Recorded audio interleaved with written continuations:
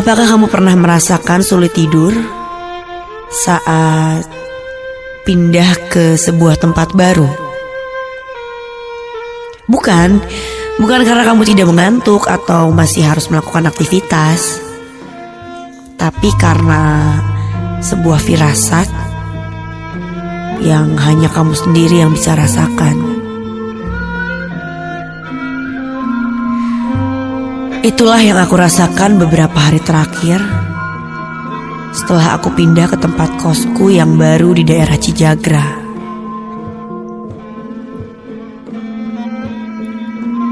Namaku Rina. Aku adalah seorang mahasiswi baru di sebuah universitas swasta di Bandung. Waktu itu aku baru pindah ke rumah kos yang jaraknya lebih dekat dengan kampus. Karena tempat kosku sebelumnya cukup jauh dari kampus, sehingga aku harus menggunakan angkutan umum atau naik ojek online agar bisa sampai ke kampus.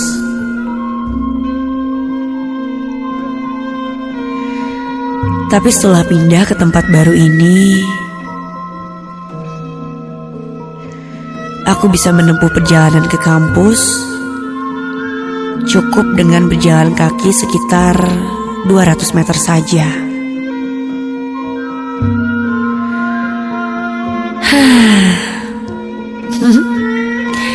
Pagi itu Bandung seperti biasa, terasa segar dan asri. Aku dibantu dengan 2 orang temanku, baru saja selesai mengangkut barang dari tempat kosku sebelumnya menuju ke tempat kos yang baru. Meskipun jaraknya tidak terlalu jauh, tapi tetap saja untuk mengangkut barang-barang aku butuh bantuan temanku.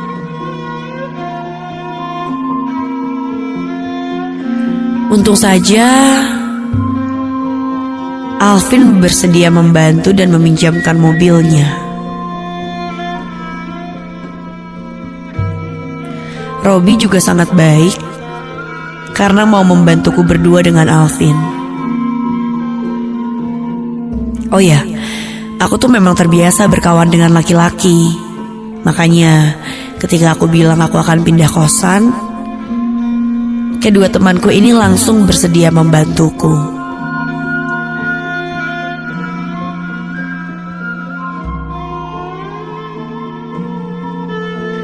Hari itu kampus masih libur. Alvin dan Robi juga kebetulan sedang tidak ada kegiatan apa-apa.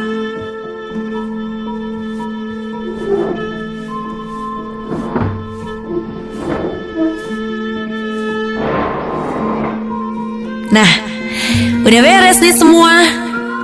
Bentar ya, aku pamit ke ibu kos dulu.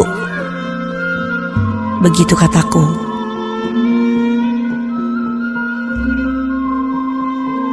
Setelah berpamitan, kami bergegas menuju tempat kos yang baru.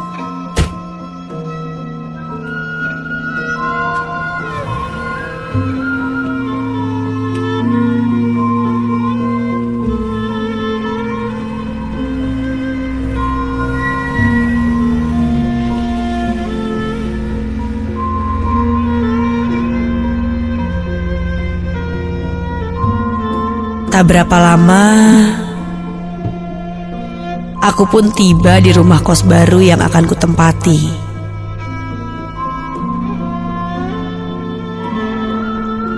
Alvin dan Robi bergegas menurunkan barang-barangku dari mobil.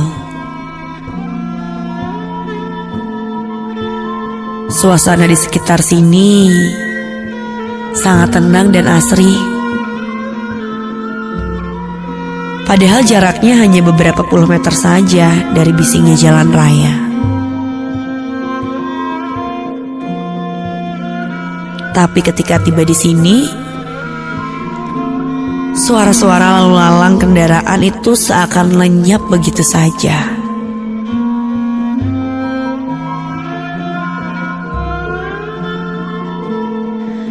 Usai menata rapi barang-barang di kamarku, Alvin dan Robi bergegas pamit. Aku sangat berterima kasih pada mereka yang sudah membantuku.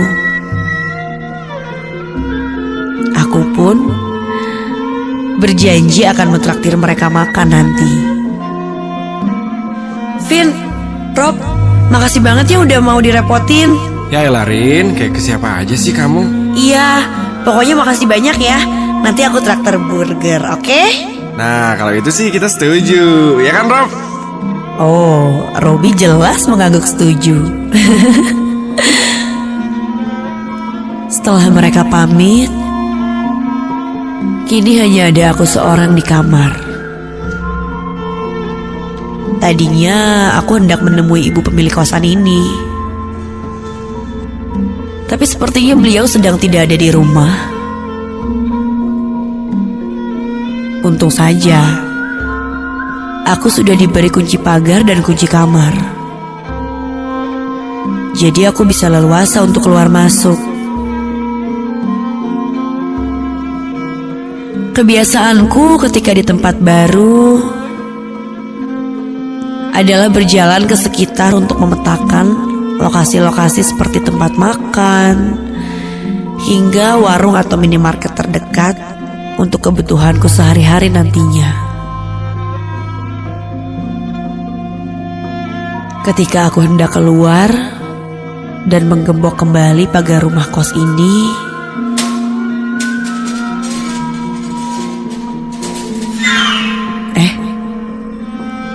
kok kayak ada orang?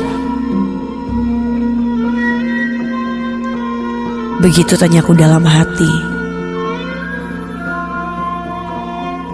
Sekilas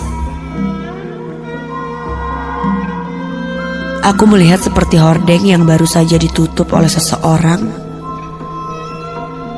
di balik jendela putih itu.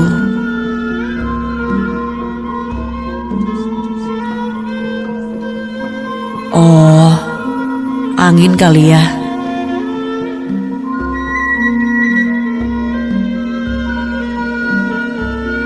Tak berapa lama aku pulang.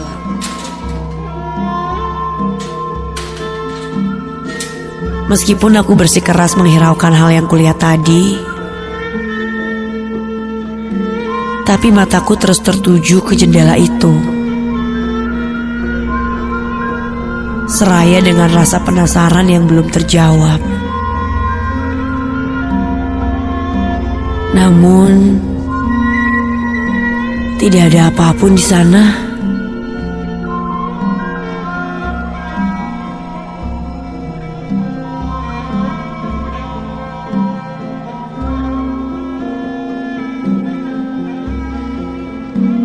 Singkat cerita, setelah aku bebersih diri dan merapikan kamar, aku menemui ibu kos sore itu. Seperti yang sudah beliau beritahu sebelumnya, semua penghuni kamar kos di sini adalah perempuan. Karena memang kos-kosannya khusus buat putri. Kecuali ada satu namanya Mang Ujang. Dia satu-satunya laki-laki di sini yang bertugas menjaga kos. Dan selebihnya semua orang di sini adalah perempuan. Penghuni kos ini orangnya beragam. Ada yang kuliah seperti aku, dan ada juga yang bekerja. Tapi karena sedang libur semester, sebagian besar dari mereka yang kuliah belum kembali ke sini. Kecuali ada namanya Mbak Ana dan Kak Dini yang memang sudah kembali aktif bekerja.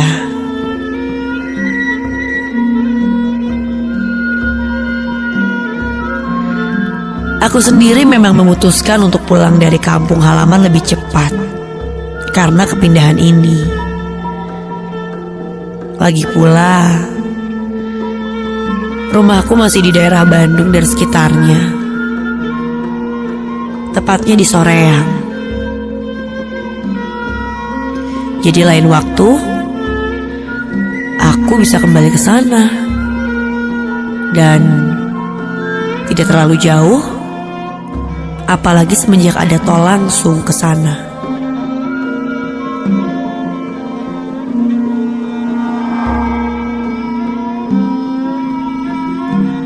Suasana yang nyaman dan tenang ini pun seketika berubah di malam pertama aku menempati kos ini.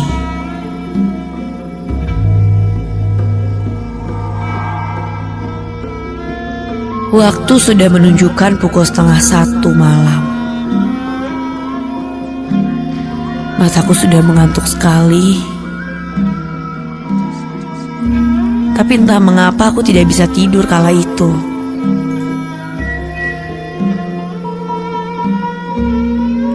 Selimut sudah menutupi tubuh. Lampu pun sengaja aku redupkan.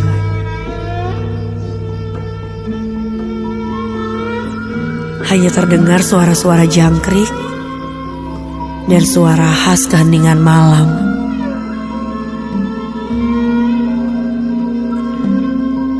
Tiba-tiba,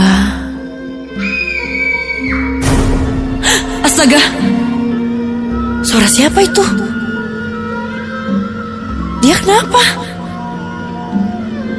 Aku terkejut ketika tiba-tiba saja ada suara jeritan yang terdengar nyaring. Dalam hatiku bertanya-tanya, tapi rasa takut membuatku enggan untuk keluar dari kamar dan mencari tahu. Lalu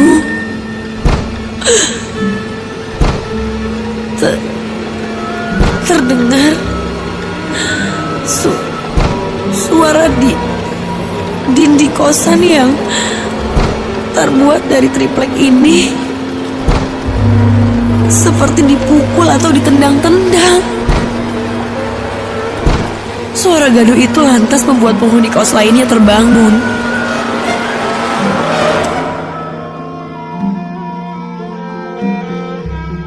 Ku dengar beberapa orang sedang berbincang di luar kamar. Sepertinya mereka juga sama sepertiku, terkejut dengan suara dan bunyi-bunyian itu tadi.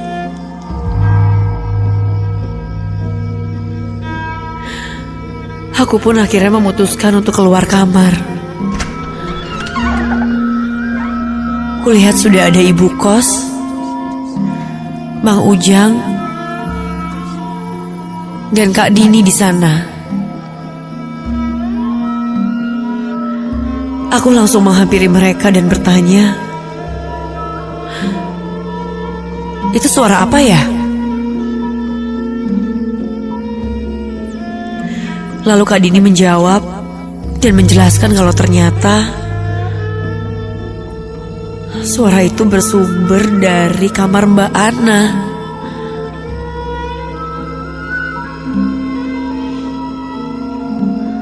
Kata mereka kayaknya Mbak Ana lagi kesurupan lagi.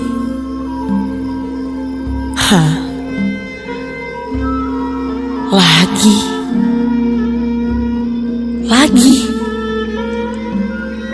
Tanyaku dalam hati.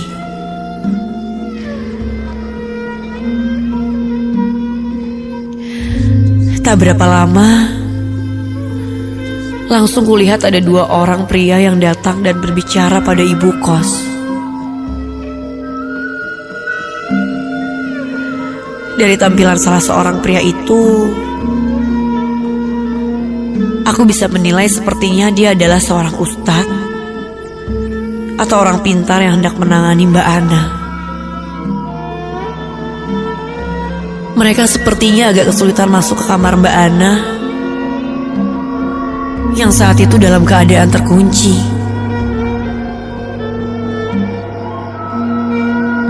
Mang Ujang bergegas mengambil kunci cadangan untuk membukanya dari luar.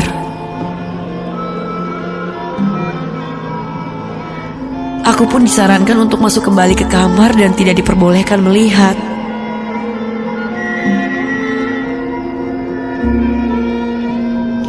Aku menyalakan lampu kamar dan juga televisi untuk mengusir rasa takut.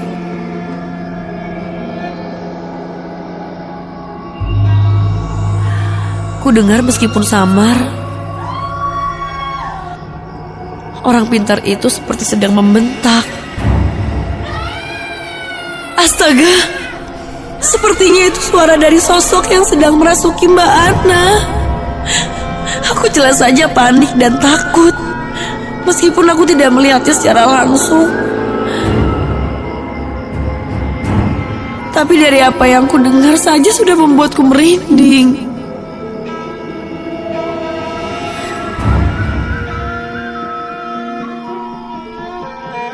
Tak berapa lama berselang, kegaduhan itu pun usai.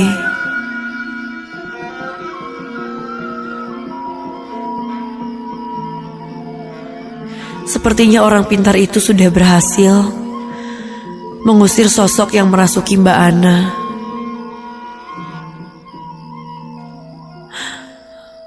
Masih berdegup kencang rasanya jantung ini menyaksikan kejadian tadi.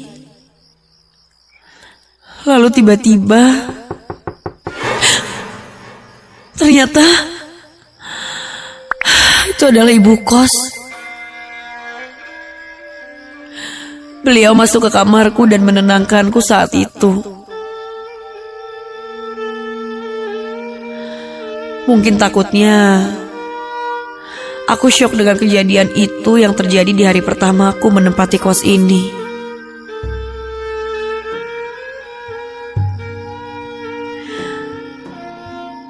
Ibu juga bercerita tentang Mbak Ana yang katanya memang rentan sekali mengalami hal seperti tadi.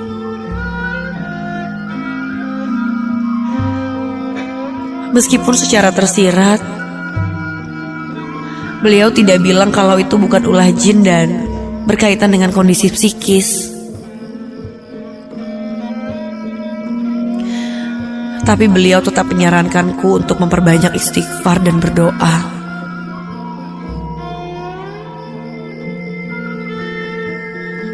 Hingga tak terasa, waktu sudah menunjukkan pukul 2:30 pagi.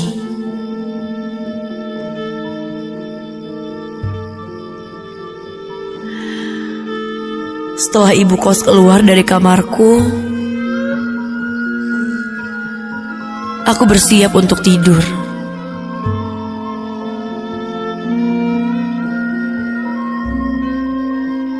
Tapi beberapa menit kemudian,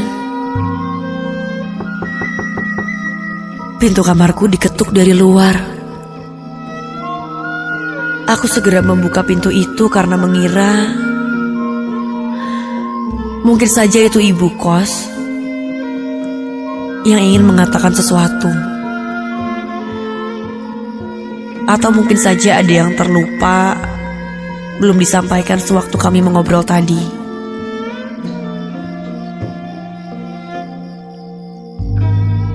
Tapi ketika ku buka,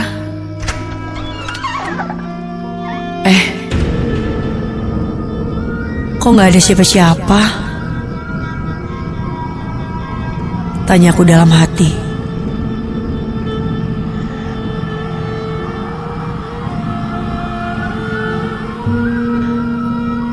Aku pun kembali ke tempat tidur.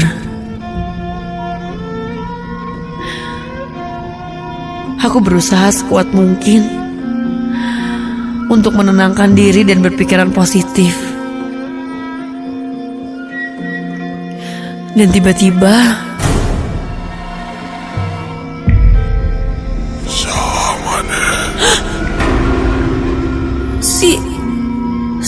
siapa itu? Suara siapa itu?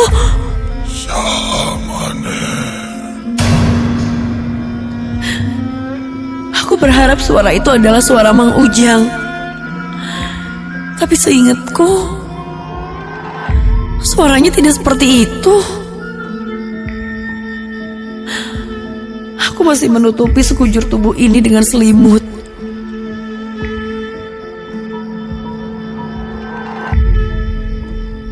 Ya tempat aing. Suara itu jelas bukan berasal dari luar,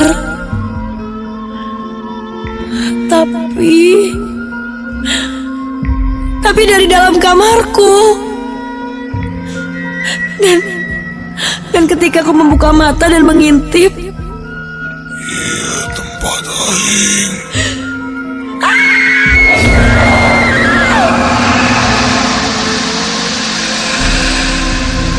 kulihat sosok tinggi besar dan hitam pekat sedang berdiri di samping tempat tidurku. Matanya merah melotot dengan wajah yang menyeramkan dan dipenuhi dengan bulu. Rambutnya menjuntai menutupi wajahnya yang tepat berada di depan selimut yang aku pakai ini.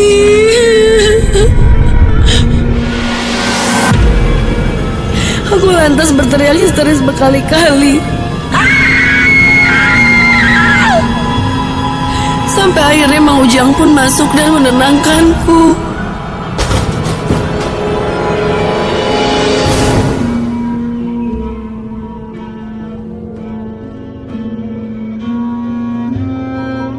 Aku pun menangis ketakutan sambil bercerita dengan terengah-engah kepada Mang Ujang.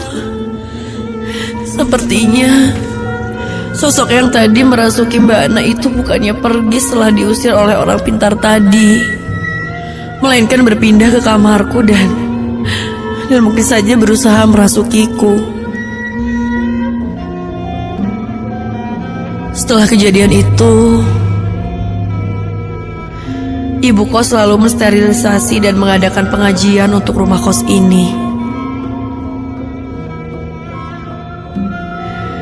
Aku dan beberapa penghuni lainnya untuk sementara tinggal di rumah yang satunya dan yang jaraknya tidak jauh dari rumah kos ini.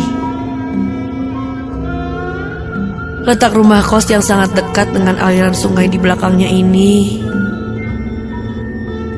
konon yang menyebabkan gangguan itu terjadi. Tepatnya setelah sekitar seminggu lalu, sungai ini meluap dan kabarnya menewaskan salah seorang warga. Entah apa hubungannya, tapi yang jelas sosok itu adalah sosok yang meneror penghuni rumah kos baru-baru ini.